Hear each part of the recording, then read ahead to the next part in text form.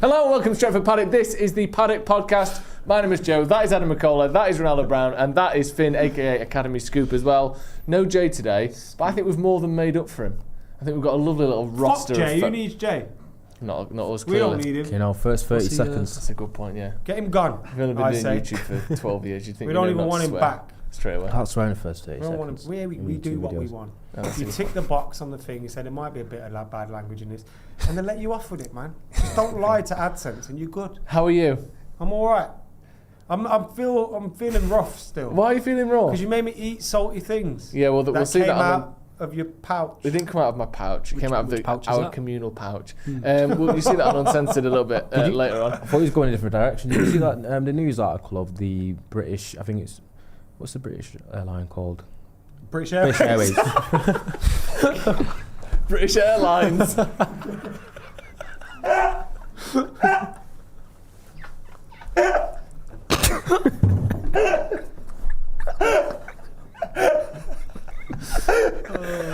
Oh dear. It's been a good start, hasn't it? British Airlines. You know. Yo, it's mad. I've flown with them twice in the last year as well. Bro. Look at you. British Airlines. But what's the name of that British Airline? nah,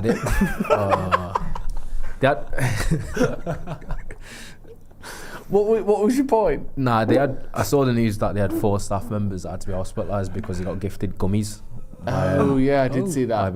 What? Special gummies? So one of the passengers gave them special gummies and was handing them out like they were sweets, and they had like 300 milligrams of THC in them. Did they work for British Airlines? Yeah. Yeah. You know, British Airlines. Mate, what's wrong with that? It's a great flight. Get me on that plane. 300 milligrams. Oh, mate, That's you should have seen how many I life-changing gave amounts. Steve. Yeah, well, that's not. Remember when he just kept eating them? Yeah, you thought they were just the sweets. Talking about airlines, have you seen the video of Jet 2? No. Of everyone having a scrap? Oh yeah. On the way to Turkey. And someone's got some geezer in a headlight, like, I think he's restraining the guy that's causing most of the trouble from the looks of it. And there's a woman behind him just belting him. Whacking him. Absolutely whacking him. Like fists, like, not even punches. He's just like, he's not feeling it. just whacking moles. And he's not feeling it. It's like, Yeah. nah. No, he was pissing blood after, I reckon. Oh yeah, Imagine just when your kidneys have gone. Some old girl just smashing your ribs. Make good money for that. He's usually smashing old girls' ribs. What? How are you, Finn? I feel adrift. Why? Without the football. I know. 12 days of I'll what? be honest.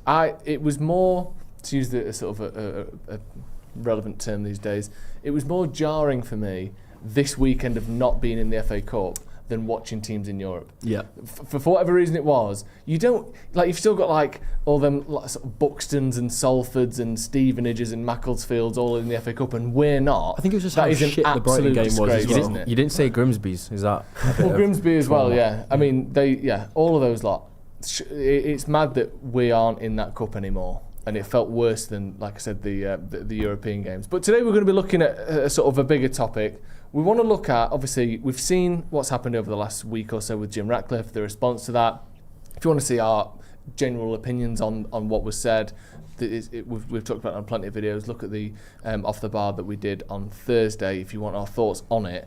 But I think it does call into question a bigger debate about how good are INEOS for Man United? Are they the right people for us so far? Obviously, it's a long-term project. Nothing is sort of finished and resolved in either direction yet. But I want to look at the decisions they've made so far, because if we're going to have to put up with, again, whether you agree with the comments or not, the absolute chaos that was Jim Ratcliffe's comments on Wednesday, like I said, regardless of what side of that you're on, it's distractions and sort of carnage that Man United don't need. If we're going to put up with that occasionally, then what else is going on needs to be overwhelmingly brilliant that, you know, United can turn a blind eye if anyone even wants to do that anyway. So I want to look at the decisions that we've made so far, or that INEOS have made so far, and sort of rank them and go through the transfers and some of the personnel that have come in and out. We're just going to stick to personnel because I don't think it's fair to rank the idea of layoffs or people being sacked. I think that's in bad taste. So we're going to look at the staff members, the highly paid people above the manager that have come in, and whether we think they were good or not.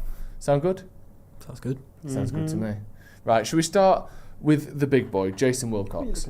So we're going to use a classic tier. Are you looking at the jumpers? I think it's a great jumper. Do you think it's a nice little jumper? This is, I don't know if it's cashmere, but it's certainly wool. All it needed was similar colouring from you and Finn. Yeah, it would be. And then Finn's swaggy, you know. So if you compare Finn to Joe, but yours is better. But Mine's better. His is better. Finn is swaggy. It's not, but carry on. This pod would have looked so asymmetrical, innit? If you had some. Why don't we have to just fulfill our stereotypes and turn up in hoodies? What's wrong with us, man? It's cultural. Me and Finn have both got smart shoes on as well. Look at this. Have you? Let me guess. Do you know what I mean? Me and Ronny. He's got shit on the bottom of his shoe for a start. I thought I smelled something. Is that a turd? No, it's a bit of like sweet potato skin or something. I'll eat that because it'll taste the shit out of my mouth from eating his stuff. What shoes have you got on? Obviously, me and him have got Air Max on. That's written as I'm not putting my foot there, man. Obviously. My foot can't go Why there, you need to look man. at our feet, man? Right, let's get into this. Air Max on both of us. So we've got S for the best tier. Ronnie, how much are you getting paid, bruv? I've had these for 4 years, 1.5 years. Oh my God. Is you on football wages? Them devil worship in peace. Oh yeah, it is. Why you bait me out? That's the ride I didn't want to put my feet up. Think about the children, man. I do. Clearly not. Don't like that. So here's the tiers. S is the top tier. Then it's A, B, What does S stand and for? C. Special. Super. Sexy. Yeah? I've always wondered. Oh, is why this coming up on the screen and that? No. Oh. You'd think we'd do that. Like, Yeah. the screen would be there. Didn't have time. For other reasons than you. Also, there's a lot of people listening to this on audio, so we need to do a good description of audio anyway. So they're the tiers. S being the best, C being trash. What's in the middle? A and B. A means? Good. B, meh. C, bad. Okay? Simple. Jason Wilcox as sporting director or technical director at Manchester United. Adam Mckola. The jury's out on that clown. Genuinely. Seem to have made some opinions on him. If you No, because he was a big reason why Ruben Amorim left. Whether we agree or disagree with Ruben Amorim leaving, like the overall decision, there was never a plan for that to happen. They all kind of were all on the same hymn sheet and all this, that, and the other. When Jason Wilcox was never kind of on the same hymn sheet as Ruben Amorim. Now that may be the fault of Omar Berrada and Jim Ratcliffe and those above him, but ultimately I think the jury is still out on Jason Wilcox, and that's the thing for a lot of these guys. They've only been here for a year or so, maybe a little bit more, and their job is only ever going to be judged in the long term, not in the short term. So yeah, the jury's kind of out on all of them, but I think Jason Wilcox big time. He seems to be the name we hear the most, doesn't he, Finn? Like, other than whoever the current manager is, Wilcox is your man behind the scenes that seems to be pulling the most strings. Yeah, I think especially since he's now kind of the director of football, you know, following Dan Ashworth leaving, he is the one you hear the most about. And I think because of that, you're going to kind of assume that most of the decisions that are made are coming from him. But it's so hard to actually know who's doing what, because I feel like we've never really got a really clear readout of actually what each person is doing.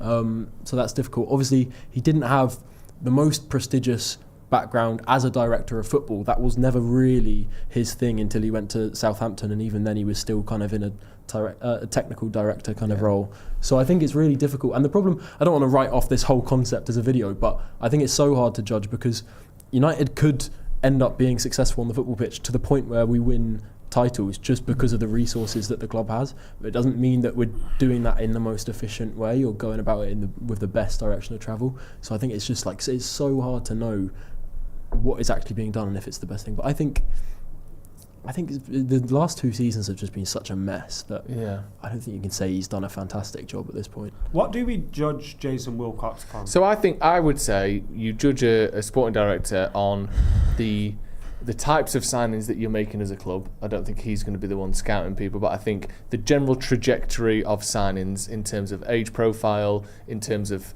maybe style of play profile and physicality wise, he seems to have a big input on that. I think then obviously that might be a tick next to Wilcox just about so far. On the other side though, the hiring, recruitment and maintenance of managers and the relationship that he has. I was going to say that is a massive thing. So what's Chris Vivell's job? Sorry. So he is purely But recruitment. isn't Jason Wilcox? No, so Wilcox is the bridge between recruitment and the senior leadership. So he's basically, and he's like almost a technical director as well, wasn't that? Yes. Because when he was when he came to Manchester United, it wasn't specifically, the job title wasn't specifically sporting director, was it? Was that like a little bit of a... I think it's sort of tweaked and changed slightly, because that's what he was at Southampton, I believe. Yeah. Because the technical director is more in line with what we described, where he kind of like oversees the club kind of game model and way of playing, and then you almost have a head coach underneath it to implement it, and it's a very, I feel like it's a hard role to kind of describe because it's so all-encompassing in a way, innit? Yeah. Where it's a bit like you do a little bit of everything, but also recruitment does have a lot to do with it in terms of what you sign off on. Personally, it's weird when you say, obviously, if you look at the signings that they've made under INEOS, it hasn't been exactly all terrible. But whenever I think from an optic standpoint and I'm like, Jason Wilcox, how's he done? I just don't really feel like I like him very much. Why do you think I don't know. And it's not like he used to play for Leeds. It was more just I feel like he's doing a role that he's a little bit underqualified for, where he's winging it and learning on the job.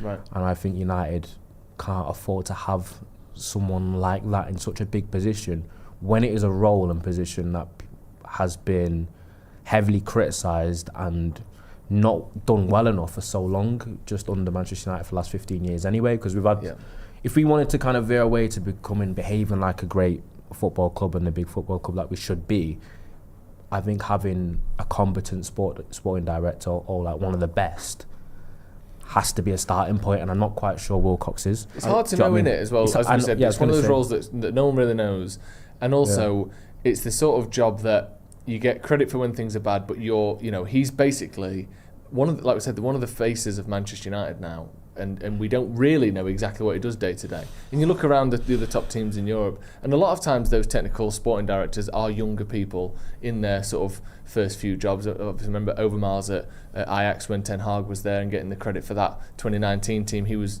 pretty new in that role. Edu as well, is it at Arsenal? But those clubs, right, they're already set up in that way. So when they're going into, like, United have kind of put these guys together in a system that hasn't been functioning like that before. Like Berrada was part of a Manchester City side that were fully functioning on and off the pitch. Yeah. They knew their roles, everyone knew their job, and they had a specific aim. We've got an ownership group that's split because you've got the Glazers who are just giving full control to Ratcliffe and everyone. Yeah. So they're not really even involved. You've got the guy with 25% kind of leading everything. And then all these guys, it's the idea of what a good football club should do. It's not actually what we do, if you get what I mean. So now they're kind of all coming, we're all trying to move in that direction. But it's like, these guys have only been in positions where the clubs have already been set up for that, or what they want to do. So wasn't he involved in the keeping of Ten Hag as well? Well, I don't know. I guess they were all involved. Because then you look at it decision-wise, is the way he's kind of, he was obviously involved with the appointment of Amorim. Yeah, I'm guessing, which in hindsight now looks like it was a poor decision because the squad was so misaligned with the way that Ruben Amorim wanted to play. So you knew that it would require multiple transfer windows and basically writ off the rest of the season anyway because the squad just didn't suit it. Also alongside Amorim probably just not being good enough in the end.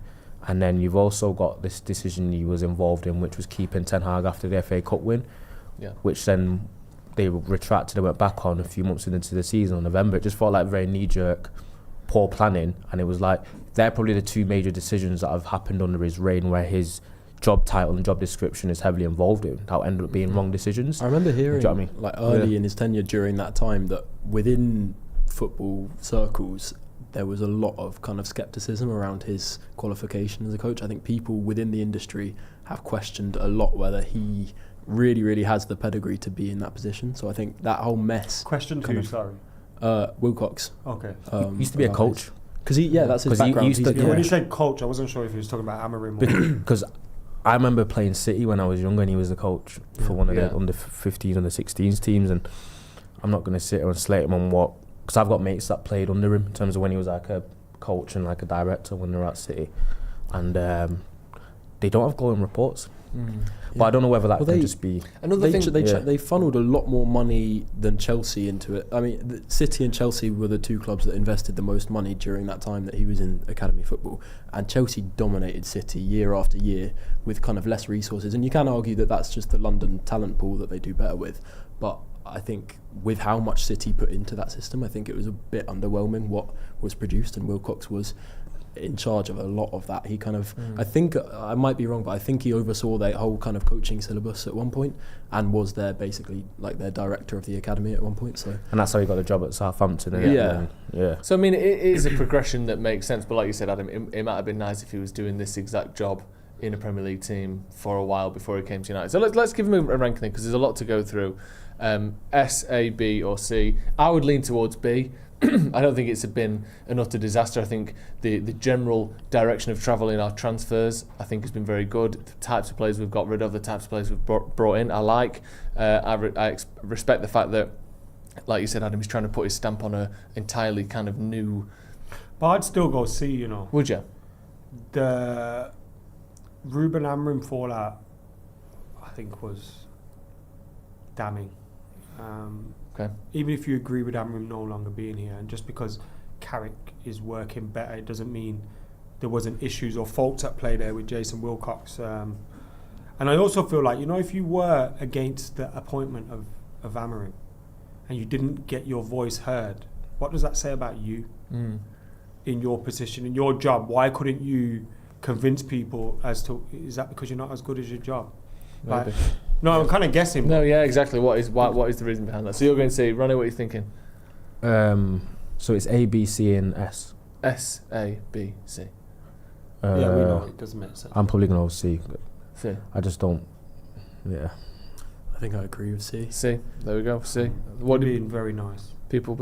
I am. I just believe a lot of people saying C in the comments as well. Because I think Wilcox is just as much to blame for, like, if you're thinking about how Amorim's tenure and how bad it was. Yeah.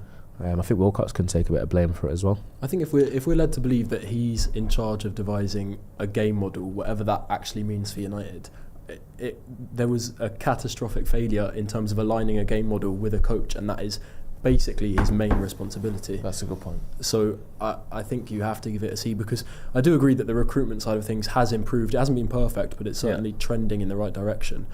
But I think a lot of that is actually down to the recruitment team, which a lot of it was pre-existing, to be fair, and also the data team that has been kind of revitalised, and that seems to be one of the stronger sides of the whole INEOS revolution. But I think that failure with Amorim is, like you said, Jay definitely would have given a C in it. I think he would have It done. doesn't But let's matter. move on to. Jay would have given him the D. Yeah, exactly. Yeah, I reckon he would have given him that. not AD. Let's move on to Omar Berrada, another role that again is Bold relatively moves. difficult to sort of pin down exactly. The CEO again is reporting to the ownership, is looking more at sort of big picture Manchester United stuff, probably more likely to be involved in the kind of sponsorship and non-footballing side of things, as well obviously as having a massive role in terms of the footballing side of things. He will be the one that ultimately will probably have final say on who we recruit as a new manager. If anyone, like you mentioned there, Adam, if anyone vetoed or pushed past Jason Wilcox and says, no, we're going for Ruben Amorim, the reports suggest, and also the job title suggests, it's Omar Berrada. I think he was the main reason for Amorim. I agree. I think City had a plan and maybe had Amorim on like a short list of future candidates to replace Pep Guardiola, and they didn't really know a time frame for that, right? Is it going to be this summer? Is it going to be in 2-3 summers? They didn't really know. And I think he got to United and went, listen, City want this guy. Yeah. Let's do everything we can and go get him before City do. And we kind of did that based off him really, and it didn't really fit in with anything else that was going on. And I think at that time there was a bit of a vacuum of maybe responsibilities because people were joining late, and people were just getting their feet under the table in the job. And I think he really pushed for that, and it backfired massively. And he has to be a C in it. What do you think, Ronny? I would agree, but it's, as we said, the issue is, with Berrada and Wilcox, they actually haven't been in a job super long, in a way where, do you think you can only accurately judge a sporting director or over a sustained period of time when it's quite long? With all these roles, it's because it's like, especially in a rebuild, but they're all like together, and if you give Wilcox a C, then you think like Berrada can't be far off it. And also it's just kind of like the chopping and changing in the staff. It just seems very scattergun from the whole of INEOS anyway, which doesn't seem to like build. It doesn't build you with a lot of confidence, especially now that United are in an interim period with Carrick. It's like, I think we've all got scepticism about how they're going to address the situation come the end of the season, because that's not even the most important element of it. It is, once again, which feels like we're saying every single summer, this is going to be one of United's most important summer from a recruitment aspect point as well, whilst also not knowing what your manager's going to be. There is a lot that INEOS are going to have to get right. Do you know my concern is that who's judging them? Because based off recent events of Sir Jim Ratcliffe, he doesn't know his arse from his elbow. Like who's actually in place there above someone like Omar Berrada to evaluate how well they're doing and whether they're doing the job to the standard that they need to? I mean, do they have the required patience and experience to kind of know how these things play out? It's like, if I went into the job, if I just became owner of Man United today and then I appoint these guys and I think, well, where's the results? I expect results within 12 months, when really those things may take 36, 48 months before you start seeing results. And if you're unaware of the way football works and the insides and all that kind of stuff, then you're going to be judging people wrong as well. You're not going to be giving people the time that they need, or you're going to give them too much time because you're not really sure as to what's going on. I guess you'd hope that's where the voice of people like Jean-Claude Blanc, to a lesser degree Dave Brailsford, someone that at least has sort of been in sport and seen, the changes that have happened in different sports down the years. Dave Brailsford's not. Brailsford isn't involved on a sort of payroll basis, but he's obviously still in the ear of he runs all of sport at INEOS. Yeah. So if Jim Ratcliffe was maybe getting a bit sick of Omar Berrada, I reckon Dave Brailsford's opinion would be one that he'd take into account. I think Jean-Claude Blanc is still technically part of things as well, but has taken more of a backseat again in terms of people advising Jim Ratcliffe. I'm sure he might drop him a text if he's worried about Berrada's position, or not. Maybe we'll just go, fuck this. United have finished 15th, then 5th, and now at 8th. Maybe I'm going to get rid of my CEO. That is a big worry. Who oversees the overseer? That's a big problem. There's an obvious answer to this. I don't know. Go on. It's the Glazers. The Glazers still have a say. That's a good point. They oversee the overseer. That's probably the worst possible answer you could hope for. Because if you look at what they did with Ed Woodward, they were never judging Ed Woodward on results or anything like that. Otherwise they would have got rid of him earlier. They're just allowing what's going down to go down, and they're happy that they ain't in the firing line. If the Glazers see there's a chance of like Champions League football not being happening and all this kind of stuff that affects sales revenue and shit, they do seem to knock on the door and be a bit like, something needs to change. This whole fly into New York that they had with this like abrupt meeting they had with Jim Ratcliffe on the back of like a poor run. I think they do. They're not obviously good owners, but I think they do still have a say in if heads need to roll or things need to change. They definitely. Royal assent when laws get passed and that. And it's almost like it's just part of the process. Technically, the king could cancel a law, but they're never going to do it. Literally never. I think it's more like that. I think when United are doing shit and there's like things looked up, I think they do. Probably will pull up to Ratcliffe and be like, yo, well, go on, kind of thing. Where's our piece? What's happening here? Okay, you're saying C for Berrada. What are you saying, Ronny? I'm saying C as well. Same again. C. Yeah, I agree. The only thing that would make me inclined to go into a B is the training ground facilities that they've made, because to be fair, that's one way that they've actually brought United into the present, and even that was done in a kind of botched way to an extent, but I think that's the one thing that was probably mainly Berrada's responsibility that would be kind of a lasting positive if he were to leave today. I'd still put him in a C just because of how messy it is. Do you know Wilcox and like Berrada and stuff like? And even Vivell to some extent? Do you think there's a little bit of concern that like any time you see like a push towards a certain target, whether it's managerially or whether it's players, it's just rather than actually research, it's down to who they've worked with or they've spoke to before. For example, you talked about Berrada with Amorim just because they linked him at City, and then you got the likes of Jason Wilcox that apparently was strong on Liam Delap, weren't he?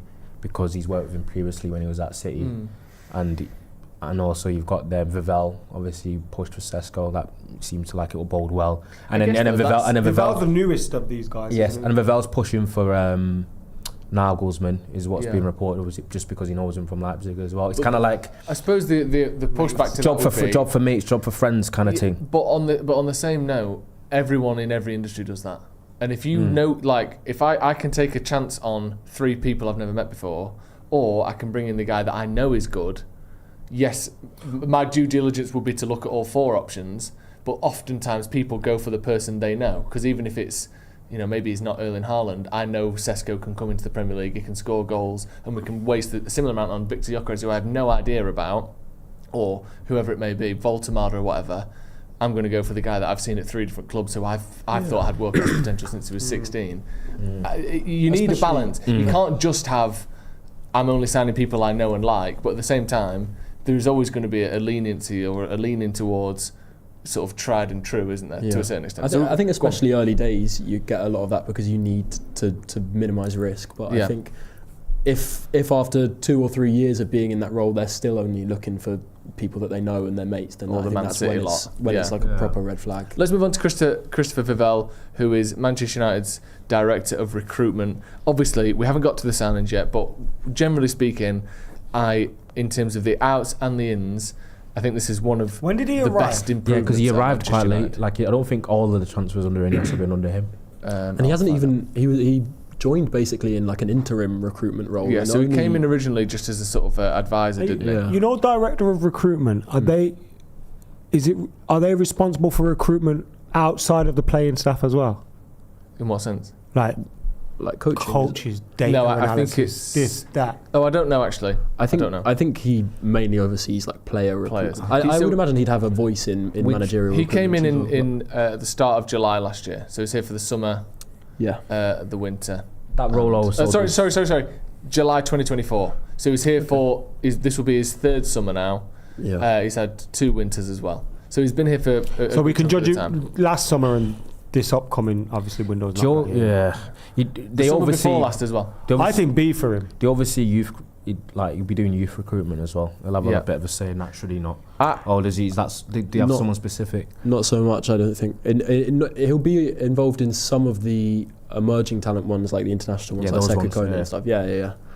I'd lean towards A for Vivell. B or A. I think he's been the best above. of these mugs. Yeah, I agree. Was he responsible for the Agate? He wasn't there yet. That summer, that happened that came summer, in but just he at the just got start of there. that summer, so he'll have obviously been part of the. That was one that transfer slipped under the negotiations and radar. stuff. I think that one would have been.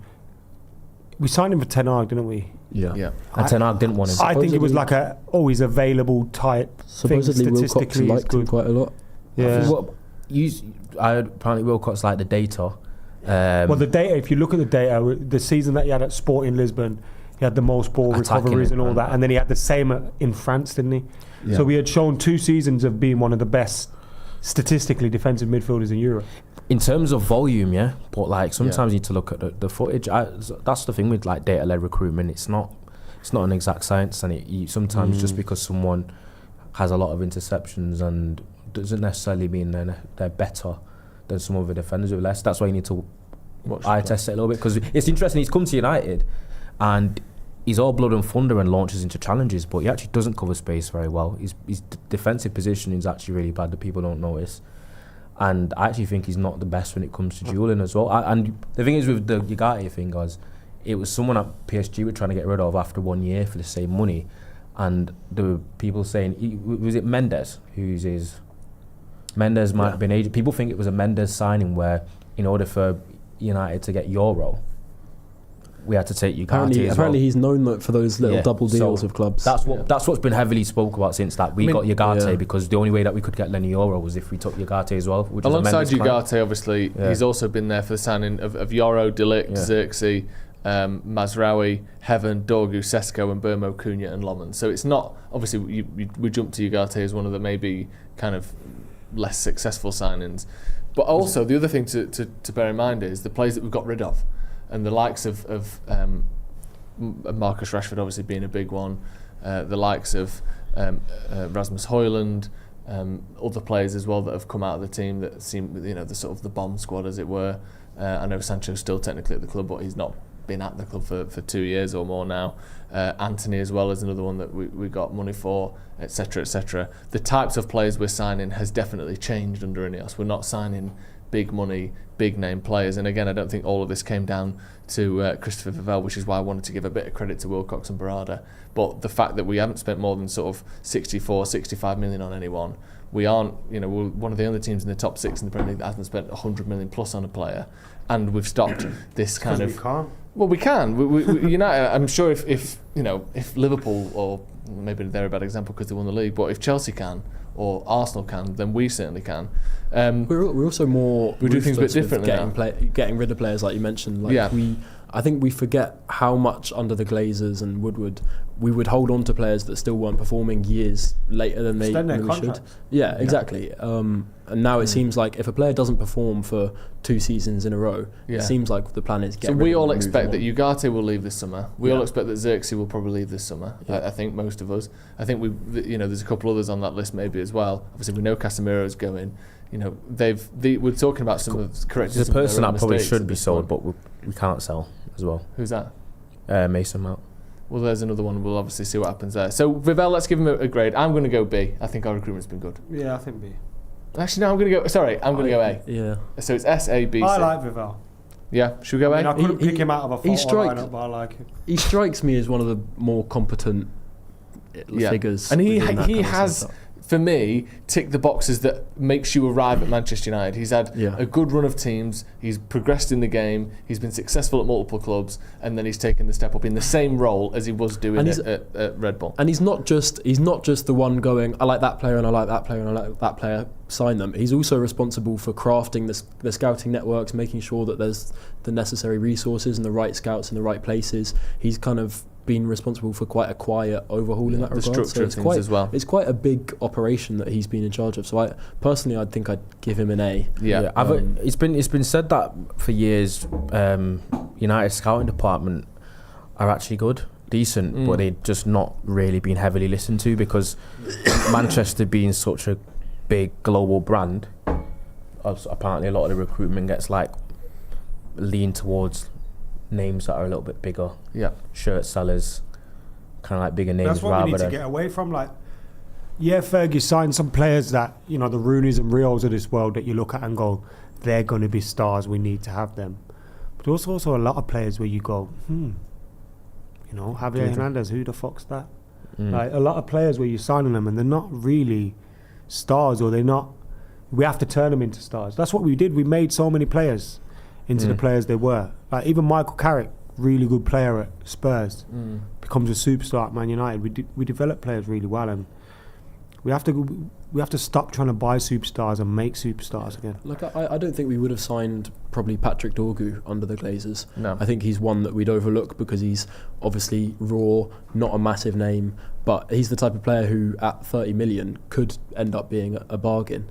And also players like Aidan Heaven, even though that was somewhat an academy kind of signing, but I think we're starting to make those correct signings. Where he's actually said as soon as he signed, it was a first team signing. He said, to be fair, and that's looking like 1 million for Aidan Evans, definitely a good buy, because even if not to be too pessimistic, even if he doesn't essentially become a complete long-term mainstay at United, and he's still a caliber of player you think you can flip and make a substantial profit on from 1 billion. 10, 15, 20 million quid already, I think. Exactly. I think regardless of whatever happens, and obviously we hope he plays. Let's move on to some of the let's fly through sort of real disasters here. Dan Ashworth, I think we can just say C. 3 people and we've they're 35 minutes. They're some of the big boys. It's going to take a minute, but now we can fly through some of these. Dan Ashworth being sacked, brought in and sacked. That's a C. That's a disaster of a move by INEOS, isn't it? The way that was handled, awful. He gets a U. Nothing to even say on that whatever one. The worst thing you can give horrendous. Not applicable. Next one is keeping Erik ten Hag on, interviewing people to replace him, then giving him the 1-year extension in his contract, then sacking him 4 months later. Utterly shambolic. Who was that down to? Dan Ashworth? No, that wasn't Erik ten Hag. Erik ten Hag. Yeah. So these are all just the things INEOS have done. Ashworth was kind of part of that whole mess, but that's a C. Horrendous. Just stupidity and sloppiness of the highest order, isn't it? Really. The hiring and firing of Ruben Amorim. This one for me is obviously a little bit different. He was here I say he wasn't here as long as Ten Hag, but he lasted under INEOS longer than Ten Hag did. But again, it's got to be a C, hasn't it? He doesn't have Ruben Amorim never had a full season at Manchester United. Also, seeing the things What we the know fuck? now is like Wilcox wasn't sure and this, that, and then all the things they sold us. He told us a couple of weeks before he got sacked he was going to be here for 3 years, didn't he? Yeah. Like it was a shamble of an appointment, really. But at the time, and again, it's like with the Ten Hag thing. At the time, I wanted Ten Hag to stay. At the time, I thought Amorim was a great appointment. Yep. But you're relying on those above them, kind of making the appointment for the right reasons and stuff like that. Yeah. And giving them the support that they need, and I don't think any of them really did. No, and again, we're not necessarily judging Ruben Amorim as a manager. What will his career be, etc., etc. We're judging INEOS' decision making through that process. Return to the heights of sport in Lisbon again. Quite possibly. Which is sad. I would say C for the whole Amorim saga. Really low win rate. You know, there are some elements where you could give him a little bit of praise, but not many. And also the fact we won that back-to-back games once. No, awful. But I think the one thing I give Amorim credit for, and I've said this, and then carried it twice times, back to back, is 4 games. I think he upped our floor as a team in terms of work rate, in terms of effort, in terms of physicality. Obviously, alongside some of these signings, but to the point where those 3, 4, and 5-0 losses that we used to see against big teams once a season, I think we will see less and less of those because fundamentally we don't get completely outplayed anymore. I think I think Amorim did do that. I think somehow, despite results being abysmal, I do think he left the club and the squad in a better place. I mean, you could just put this down to recruitment, but the club it feels in a better place to go and be successful now in the next 2 years than when he took over. So I think that's the only positive you could say. The fitness levels, for example, the fitness are much better. But again, that could just be down to data, and that's the difficult thing, is you don't know which department of the club is actually responsible for each thing. But it's got to be a C. It's got to be a C. The whole saga, like we said, he made it. He didn't even get a full season. It was ridiculous, isn't it? Darren Fletcher is interim. Again, not too much to go on here. I'm going to say A. I think he was probably the right person to bring in, but it's certainly, it wasn't fantastic time, was it? But I don't blame INEOS for that particularly. Yeah. Feels harsh saying anything else, really. It was just what would needed to be done for that week or so. Exactly. Michael Carrick as interim. Obviously, it seemed as though the choices were Van Nistelrooy, Michael Carrick and Solskjaer. I felt like everything was pointing towards Ollie in it, and then INEOS did the hold your horses. Carrick's impressed us in the interview, and he kind of pivoted towards Carrick instead, rather than going back to the Ollie experience, where I think a lot of people thought that was a direction, and a lot of people were probably more okay with it and keen with that than not. Yeah. And it was against probably popular opinion, even though I think we do like our legends for the most part, where people probably didn't mind either. Do you know what I mean? Just because everyone liked Carrick, everyone liked Ollie, kind of. And then it was like they went with it and they backed obviously Carrick, and Carrick's actually had a decent return on investment so far. It's been a good 5 games, and a lot of people are disappointed with the draw to West Ham, but obviously you can't win them all, and winning 5 in a row in the Premier League, especially today, is extremely difficult to do. Yeah. So to get 13 points out of your first 15 as interim manager, where your job is, by definition, my interim is to kind of steady the ship, bring some positive results, and kind of put the club on a decent course. That's what's happened. Yeah, I think it's got to be an S, hasn't it? It couldn't have been really any better under Carrick. I mean, once you get to a certain position, once you bring in, you get rid of Ten Hag, you bring in a manager halfway through the season, he never gets going, you sack him halfway through the next season, then you get your interim to the interim in, he does 2 games again. Like, they've got to such a narrow point of options, but of those viable options, I think Carrick was the best one. And I don't see anyone else doing any better than he's done so far, so I think S for Carrick. It's got to be an. Ronny nailed it. It's been superb, yeah. Let's move on to some of the signings, and I'm going to leave the youngsters because we sort of mentioned that as a concept and that as while we're on that, I wanted to ask Finn something. How's Chido going? Because obviously he had a good game the other day, didn't he? Played really well. Played for the under 18s, didn't he? He's kind of been in between 21s, 23s, 18s. But then there was an article that came out that said that United are really happy with his development and they're not panicking or anything. I think people expected him to play more first team football this season. So how has his development gone? Do you think that signing is paying off? I think if you told me or him or whatever, after the first 6 months that he had at the club, that he'd still be playing some under-18 games now. I think that would come as quite a surprise, because he came in, broke the under-18 scoring record, made his Premier League debut within the first season of him joining the club, and the view for him was almost that he was just going to kind of keep moving forward and become a part of the first team squad. But I think we realised it all came a little bit prematurely for him. And what do you think it was about first team football or men's football that he can't handle yet? I think, or is it? It's not ability, is it? It's not ability. I think there was a kind of physicality aspect. Not that he struggles physically, because even against men, he's remember big. Bassi? Was it Calvin Bassi where he weights him? But it's more that I think in under-18 football, a lot of his goals were coming from bullying, two, being like the main man in his team, because in both the Arsenal and United teams that he played in, the game plan was basically just pass to Chido, give him the chances and he'll finish them. And also the fact that he's getting a lot of space in behind with the nature of under-18 football. Everyone kind of plays a high line and it's very chaotic, and I think he's having to get used to playing games where he's getting a lot less of the ball, he's not necessarily getting that service, and he's got to fashion those chances for himself. Is that in the 21s? Because I remember Amram alluded to it, saying Chido's not always playing 21s football, kind of like shading him away, saying like he's not exactly like setting 21s alight, he's just doing okay, and people are advocating for him to be first team. It's just obviously it's not linear as a youth player, and he's still got a little bit to progress. I think definitely. I think he has progressed as a player. I think he looks more and more kind of polished and refined as a striker as time goes on. And I think with his style of centre forward, a lot of them do have quite late developments. Players like Isak actually didn't become like the player he was until he was, a few years after his development from like 18. So I think it's one of those things that will take time, but the club still view him as someone with really kind of top end potential. I think it's just not. You don't think linear. He doesn't regret this move? You think?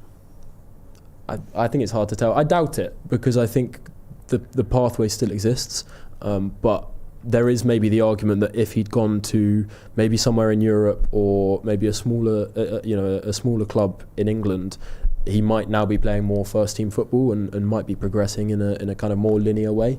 But that is the nature of joining Manchester United. It's never going to go absolutely perfectly, and these things take time. So I think he's got to stay applied and stay focused, and I think there's still a future for him at United. Big chance in the FA Youth Cup as well. You got players like him. And that's the type of thing where he can really kind of make a name for himself and a bit of a legacy and a bit of a springboard, because the FA Youth Cup is always something that if you win it, or even if you go far in it, usually there are a few players in those teams that go on and become important first team players. Well, like with Garnacho and Mainu, they never really they were never in the first team picture until they won the FA Youth Cup, and then both of them. Some players do bypass 21s straight away, didn't they? Yeah, So usually the best academy players that are kind of nailed on to become first teams kind of skip under 21 football, and it usually just goes under 18s, FA Youth Cup. I think Greenwood skipped it, didn't he? Yeah, Mason Greenwood barely played any 21. Mason Greenwood was he skipped one of the best talents the academy's ever produced. And Kobe Mainu did. You know what I mean? Mainu did the same. Mainu did the same, where he played basically half a season of some 21s football, but was mainly just training with the first team, ready for that transition. So it's not necessarily the same for Chido. I think it seems like it'll be slightly slower, but there's still lots of time. Because there's a chance, obviously, when he has to do physical development, obviously JJ Gabriel, people are raving about now, is that he probably might bypass it, unless obviously he plays 21s quite young. Because there are players that have done that in the past. I remember like Raheem Sterling, apparently when he was at QPR, was playing 21s football when he was like 14, 15. Yeah, Max Dowman basically did a full. So Max Dowman basically did a full season of under 21 football at 15. So I mean, you've said it, and you're live, and you tried to go that. I didn't even hear what you said. You said midget, but I think that's not. I think it's fine. You didn't know what you were saying. Yeah, it was a mistake. We've got a couple of super chats. Red Baron says it's beyond signings for me. The ideology that Jim Ratcliffe spouted is disgusting, and I don't care if he's the best owner for the club. Chris Dedula as well says, hi gents, feeling detached from United and football lately. Didn't we oppose a state takeover to avoid exactly the kind of comments that Jim Ratcliffe made? No, we avoided a state takeover so we wouldn't be owned by a fucking state, and we wouldn't be used as propaganda and sports washing. Yeah, that's why. I still oppose the state. Just because one's shit doesn't mean the other one is necessarily the right option. Yes. Let's move on to our last kind of chunky, and we sort of spoke about this before. Chunky. The signings under INEOS. So I'll go through them. We're not going to go through them one by one, but we'll give them an overall ranking. So we've got Lenny Yoro. These are the kind of, like I said, I'm not talking about the youngsters here because I think Enzo Cannabich, how do we factor him into it? I think it would be. No, but Lenny, I think, is a great signing. Lenny's a great signing. So we've got Ugarte, Lenny Yoro, Manuel Ugarte, Matthias de Ligt, Joshua Zirkzee, Nusem Mazraoui, Aidan Heaven, who's kind of bridges that gap a little bit.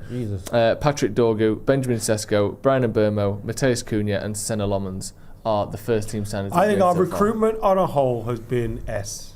Yeah. Genuinely, I genuinely do. I know it sounds mad. We finished 15th last year, and we didn't have the best of starts this year. But Lenny Yoro, I'd sign him again. Matthias de Ligt, I'd sign him again. Joshua Zirkzee, I love him. Maybe wouldn't sign him again. But there's still a player there, and I can understand why that happened. Mazraoui, one of the bargains of the Premier League. Aidan Heaven, as we've already said. Dorgu, Sesko and Mbumo, Cunha. There's none of those, outside of Manuel Ugarte, there's none of those signings I regret United making. I'm going to go A.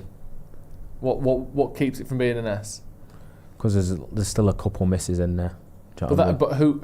But how many? I think within the two at most. I think within the bracket of top tier, there's always going to be some. There's two at most. Yeah, but I'm trying because I just don't want to just say S. Sometimes you go and like kind of temper it a little bit. When you read that list out, it sounds like a really good list. I think the recruitment's been good. Quick fire. Yeah. Shut up. Quick fire. I can't show why you're speaking. I can't show why you're speaking. Shut up. Go on. Lenny Yoro. Same ranking system. A.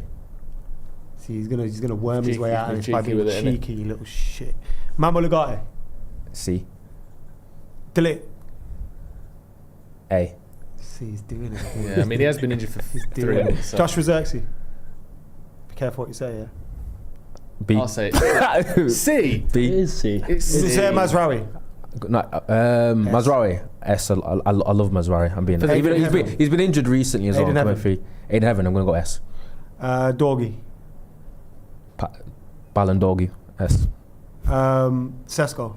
S. A. Mbumo. S. Cunha.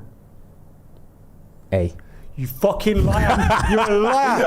You know what I was trying to do to get him the average of what he was saying just would have been close to an S than an A. Well, Lomans and he as well. changed Cunha. I'll give Lomans an S. I like Lomans. So your average is S there, bro. You give about 5 S's. It's you know what it is? I'd say A+. I was going to say A as well. Would you? Yeah. So what is it lacking then? A genuine sort of superstar gem or what? We don't want superstars. No, but I'm just saying. I think I'm just being very picky because I think a lot of the signings we've made have been good, but there were just cases in some of them where you could have done slightly better. Okay. I just think like players like Manuel Ugarte, but that's the obvious one, where for the fee there are so many other players, both big names or like lesser known ones for far less money that you could have got. But I actually would separate the 2 summer windows that we've had, because I would say this summer. No. Because I'd say the most recent summer window is an absolute S. It's one of our best windows in ages. Bar midfielder. It's an absolute S. But the first window that we had outside of Lenny Yoro, I think it's like very meh. Who was it? Lenny? Mazraoui? Lenny, Mazraoui, de Ligt. De Ligt, bro. I love de Ligt. De Ligt I don't think is a... I think de Ligt was our player of the year before he got injured. No, he wasn't. Yes, he was. No, he wasn't. Finn. No, he wasn't. Finn. I think he was probably... I said you dressed I'm not going to lie to you. Shit. De Ligt was probably our best performer at the time. But I still think, in terms of him as a player, I think he's really solid. But I don't think he's like this kind of world-class centre back that we like to make out. And also, you know what's interesting? He's not played since Palace away at Selhurst Park. Couldn't handle it. And I remember that Selhurst Park game. He played extremely well in the games before that. In that game, if people remember it about rose-tinted glasses, Mateta was giving him the work a little bit. Because he had a bad back. No wonder he was... So you guys are saying A. Yeah. We're saying S. Yeah. Get in the comments and we'll go from there. But so A-S-S. Ass. No, what we can agree on is that the recruitment has been much better. It's been arse. And I would say it was the standout negative of United over the last decade until INEOS got here, and we're looking now towards it being one of the standout positives. And that for me is the most crucial thing any recruitment can do. Sorry, go on. No, I was just going to say recruitment is probably 75% of your success on the pitch. Yeah, I agree. Yeah. And you know the failures in there, if you want to call like the Xerxes. You could still, I think you still recruit most of your fee for him because you haven't put them on stupid wages as well. Yeah, which was a big problem. They're for us. sellable, aren't they? Yeah, we could, you know, like maybe a team would have took some of the failures that we had previously, but we gave them so many wages, it made teams not want to come near him, or we could only get a loan move for him. Now, if we're trying to sell Xerxes or Ugarte or someone, there'll be teams that come with money for us. Yeah. Whereas Jadon Sancho, for instance, because he was Fat on mess. anywhere between whatever the reports are, 250 to 375, whatever you want to call it. You can't get rid of him. He's going to go on a free because no one will buy him with the wages that he's on. No, that is a really good point. It almost makes me want to say yes. Oh, right, that's it. That's enough. S. Recruitment has been what S. are people saying? Because him on the edge. Is it all S? In the comments, Heaven Soul says A+. Jed says S. What does the S in ST mean? Shit hot is what it means. Absolutely sensational. Stupendous. So we're going to go with S for recruitment. Talking about S, I can still taste all that salt, man. Yeah, we'll check out Uncensored later I on. think So I'm overall, dying. then, let's give a ranking for INEOS so far. I think it's got to be B. B. I don't think it's been a complete disaster, but there's been too many problems for it to be anything in B terms minus. Yeah. Yeah. Just tell your boy fucking Jim Ratcliffe to shut his fucking mouth. Yeah. How about Yeah, I agree. that? I've never thought to myself, let's hear what Avi Glazer has to say. No. Jesus Christ. And you know all the people going, did you see this story this week where it was like, the Glazers are fuming because they disagree with Sir Jim Ratcliffe? It's like, they don't disagree I don't with believe Sir that at Jim all. Ratcliffe. They're, They all agree. They're worried about the. They all high-fived. They're worried about the possible repercussion of sponsors. I think was the concern. That's for all them. they care about. That's That's the Sponsors money don't side. give a That's fuck what they either, would let's care be about, real, isn't it? man. Like, none of these like give a shit. Let's move on to Wally of the Week, shall we? Can I still do Sir Jim for that? Yeah. Yeah, of Get it course in. you can. do it every week. So Jim Ratcliffe. Yeah, Sir Jim For Ratcliffe. his comments the other day. JJ might start us off here. Said, did you watch the Newcastle game? That game is the reason why we need VAR. Some calls were Well, you outrageous. just stole my Wally of the week. Well, no, he's joining in with you. He didn't Because that steal it. He referee, agrees. That was astonishing, that decision to award a free kick. What was mad about it as well, the guy handballs it in the box quite clearly. His whole body, his arms, everything's in the box. The referee gives decision, comes over, puts the thing down for the wall. Like a yard outside The man box. still stood in the box. He hasn't left the box. He hasn't moved. Like, all you have to do, he goes, where is he stood right now? He's inside the box. And who do you think's worse, the ref or the linesman? Linesman, there's nothing in the way of it. The ref, there's a Villa player kind of in the Linesmen the ground a little defer bit. too much, The innit? linesman can just see it. He's got player there, he's got Digne there, and he's got nothing in between. He's got his dinner there. He's got a lucky dinner, or Luca Digne. Luca Digne. It's horrendous. Absolutely, like you said, he doesn't jump in the air and land outside the box. He doesn't start outside. He doesn't even run to the referee and go, "What are you doing?" and leave the box. He jumps in the box, lands in the box, stays in the box, and then give it outside the box. That is absolutely absurd. I don't know how Newcastle fans didn't run on the pitch and go mental. Yeah, it's crazy. What are you doing? See what's Stop done. checking the time, man. We've been filming 52 and a half minutes. We start at 4. Use your fucking brain. So what? You know what's mad? The time's actually misaligned. So you're wrong. We started late. I knew that. Don't worry. Let's have a podcast show instead of a time I've got. debate. I need to go. I've got an appointment. He's too big time for with this what? now. With who? I don't feel comfortable saying. Right. Well, Can you I- brought it up on the show. Can now I you say have to more? tell us. Can I say more in a week? Gynecologist. Yes, it's the guy, that's what it is. You know It's a what, I'm gynecologist, gonna go and I'm with- going to be really sore. My Wally of the Week is just refs generally, but not because they gave a bad decision, but because we've had to reset the debate on whether we need VAR or not. Because I don't like VAR in its current form. I think it's shit. I would wait until it's good enough that it's quick and it's reliable every single time. I don't want 2, 3, 4 minute delays. But now everyone's going, that's why you need VAR. Maybe just prove maybe it. scrap VAR and get automated offside. Yeah, get automated offside. All I'd say, Here's my Go on, rule Ted. with VAR. Once it becomes automated and instant, you bring it in. If it isn't, you don't. Everything else is on the ref. What I don't want is sitting going, he's going to give it, they're going to give it, that's going to be off. Once it is instant, check the watch in 2 seconds like you do with the ball crossing the line. When offsides are that quick, bring it in. When red cards are that quick, bring them in. So you want Dermot Otherwise, Gallagher jobless? I don't care about Dermot Gallagher. But what I don't want is football ref being watch. stopped for 1, 2, 3, 4 minutes while they work out whether there's a subjective offside going on or not. And people That's going, shite. this is why we need VAR. That's what I'm saying. It's I hate not it. true. This is why the refs are now poor, because in their head, they used to go in, VAR will sort that out. And so subconsciously, you're not making decisions anymore. Do you know You're what not- it is? When cricketers used to play cricket, they didn't have pads and they didn't have helmets. They certainly didn't have helmets until the 90s. and then you would play differently because you know that your head is on the line here. Now, if you took cricketers' helmets off, they would not be able to do it. Or if you take all the seatbelts out of every car, it would be so scary driving. Some batsmen take their helmets off in T20 though. If they're playing against spin, you might see it. But do you know what I mean? You get used to a certain level of protection that one time felt normal. Not having it now would feel completely mad if you removed it, and that's the problem. You take it away for these FA Cup matches, and the refs are just fucking drowning. It's ridiculous. Anyway, who's your Wally of the week, Ronny? Manchester United. Why? For not being in the FA Cup still, so I didn't get to watch them this weekend. It's a disgrace. I thought it was an international break.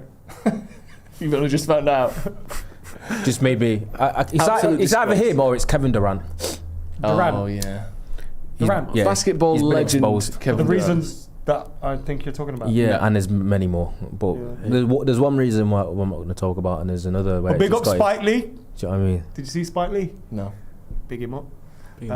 Anyone else we can chuck in there? It's not Taxi, is it? It's Wally of the week. Yeah. Nah. Right. Lovely little podcast that. Nice to have you on, Adam. What time is it? It's been lovely. Get a watch. That's what time it is. Ronaldo, as always. I can't. It's been a pleasure. If you spent less on your Balenciagas, you could have bought a fucking watch. I don't like wearing watches. They're practical because you can tell the time at any time. Thank you for coming on. Your watch probably costs more than my shoes if you get that. Is that why you're hiding your left arm? Yeah, you know what's funny? Yeah, my watch is fake, by the way. My watch. That's why you're hiding it. Because it goes on a watch winder. Okay. It doesn't even tell you the time right now. Yeah, mine doesn't work either. It's not set Got a right. little Ben 10 watch. That's a beautiful Dennis the Menace watch. Yeah, I like my that. sister got it for me, but it doesn't tell the time. So Fantastic. Same. Right. Yeah. Okay, Right. well. Thank you very much for joining us. This has been the Paddock Podcast. We'll see you in a bit.